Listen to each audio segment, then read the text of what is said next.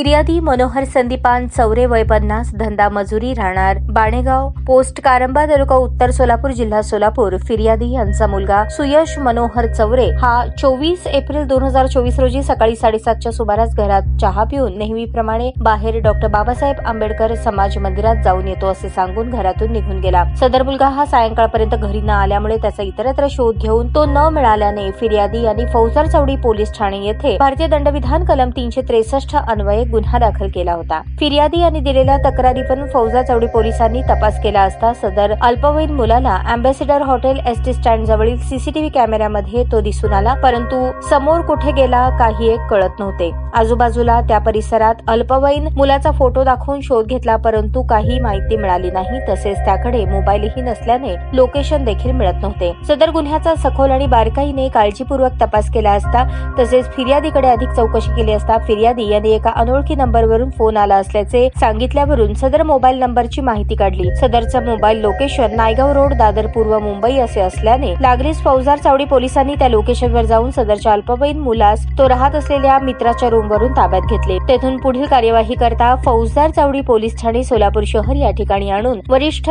Police निरीक्षक फौजदार चावडी police Thane यांच्या समक्ष हजर केले। त्यानंतर त्याची नियमित वैद्यकीय तपासणी करून अध्यक्ष सदस्य बालकल्याण समिती सोलापूर शहर यांच्या समोर रिपोर्टसह हजर करून त्याच्या आई वडिलांच्या ताब्यात सुखरूप देण्यात आले। सदरची कामगिरी पोलीस आयुक्त एम राजकुमार, पोलीस उपायुक्त परिमंडळ विजय कबाडे, सहाय्यक पोलीस आयुक्त तोरडमल, वरिष्ठ पोलीस निरीक्षक दिलीप शिंदे, पोलीस निरीक्षक विकास देशमुख यांच्या मार्गदर्शनाखाली महिला पोलीस उपनिरीक्षक जेवघाले, पोलीस हवालदार घुगे, पोलीस हवालदार गायकवाड, पोलीस नाईक ढोबळे यांनी केली आहे।